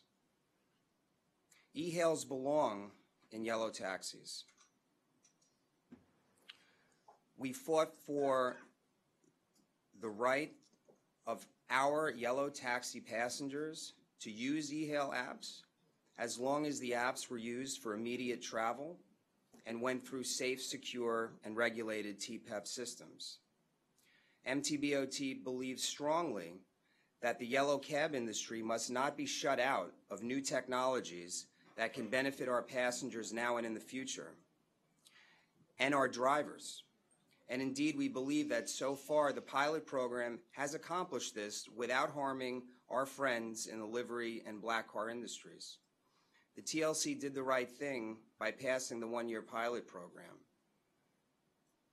The TLC is doing the right thing now by postponing this until the program has the ability to move forward closer towards its completion date. And we say this out of respect to our friends in the livery and black car industries, who we certainly don't want to see harmed in any way. We wouldn't like it if there was a pilot program that was putting us at a disadvantage, that we couldn't have the full benefit of the full year program. And we don't think that that should be imposed on another industry. And I would just finally like to say that this should be a more inclusive process of all of the stakeholders. I want to thank every commissioner here for all their hard work. I know, and my colleagues at MTBOT know, how hard you work and how you weigh decisions and how you make decisions based on the piles of opposition papers and support papers, and it's not an easy thing to do. We recognize that, and we thank you for all of your service, and we hope to see many of you continue. And what we would like to hope for is an inclusive TLC and industry all together, okay, that we're not always battling in court, that we're not always battling in public. And I think the only way to achieve that is through honest communication and dialogue. And we look forward to doing that in the future. Thank you very much. Thank you. Ms. Desai?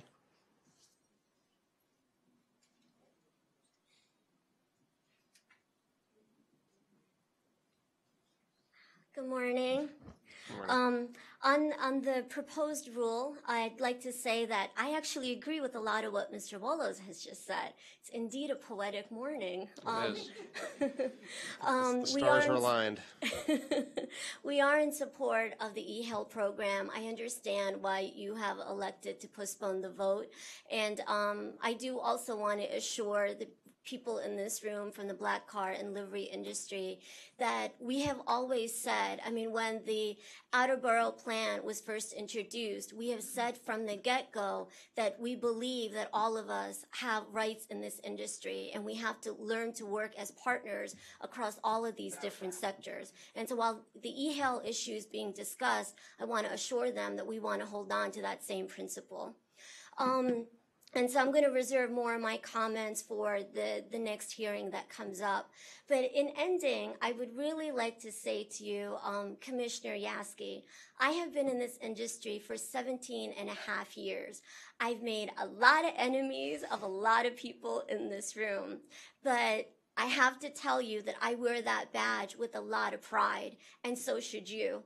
A lot of the criticism that you have gotten is simply because you stood up for drivers. You championed a fair raise that for the first time in history went to the workers in this industry. You didn't put a lease cap on the table that would have gutted those incomes. You championed a vote on a historic healthcare and disability fund that will give a workforce of predominantly immigrant workers, many who have labored in blue-collar professions for 15, 20, 30 years in this country without a day of benefits on the job. And thanks to your leadership, for thousands and thousands of lives, that is now going to change. You put in practice a lease cap enforcement prosecution unit that has given this generation of taxi drivers a first sense of economic protection, as the settlement that was announced this morning has shown. And the fact that the industry player that was, that is beholden to that settlement, I think showed a lot of, great courage to agree to sign onto that settlement. And I'm sure much of that had to do with the relationship that you've been able to build with people, whether they have agreed with you or have been adversaries with you throughout your tenure. So really, on behalf of the drivers in this industry, I want to say to you that for decades, we were never included. The doors were never opened. We never got to see the table that others got a seat at. But those days have finally changed in the Taxi and Limousine Commission, and that is because of your leadership and thanks to the leadership of the commissioners, those of you who also have supported the rights of taxi drivers. And whether you agreed with us or you disagreed with us, you stated in public whatever you said to us in private, unlike other commissioners who may have said one thing in private and said another in public. So I want to thank you for your courage, and I want to thank you for your dedication to the taxi drivers. Thank you. Thank you. There's really not much to add to that. Your statement, Ms. Desai, means an enormous amount to me, and I just want to thank you for those words. I think most, probably all of my colleagues here on the commission, what drew me to public service in the first place was the belief that there's a role for government in helping to stand up for folks who have less power outside of government.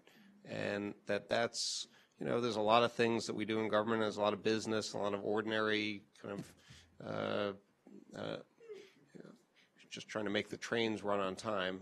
But fundamentally, what makes working in government different from working other places is you have a chance once in a while to strike a little bit of a blow for justice. And I do think we've done some of that. And that's with your help, and that's why your statement means so much to me. Thank you. Mr. Chairman, I want to just make a remark, being that this is the last day. I don't know if you've noticed, but we haven't always agreed on things.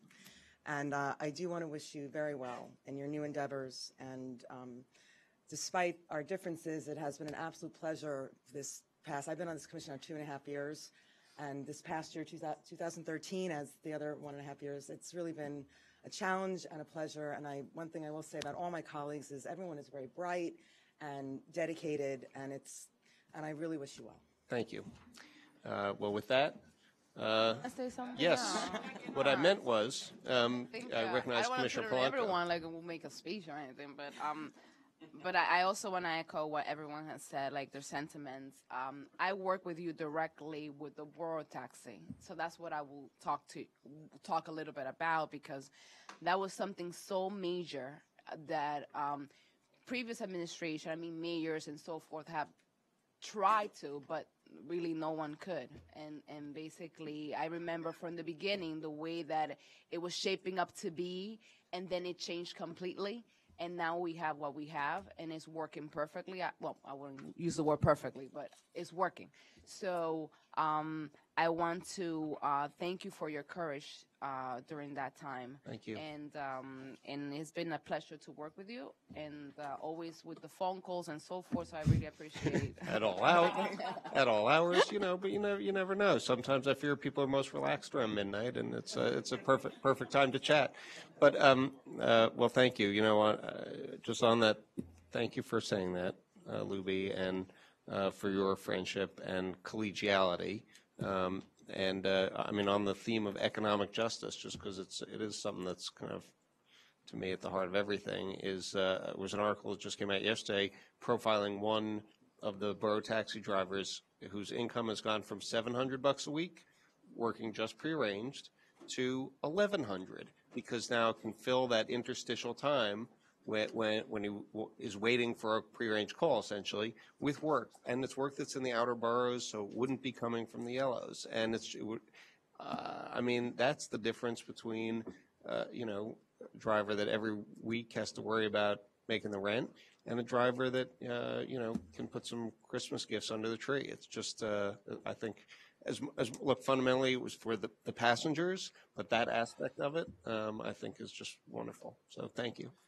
Yeah, also like to say thank you, David, for your leadership and your time here, and also previously with Matt Doss. One of the things I've noticed and it's been very helpful for me as far as trying to disseminate the myriad of materials and what have you, is that the level of data, the level of objectivity that we're now able to arrive at conclusions, what I believe are in the most balanced manner, which we probably did not have prior to the previous two heads here. But I do thank you for ushering that forward for us.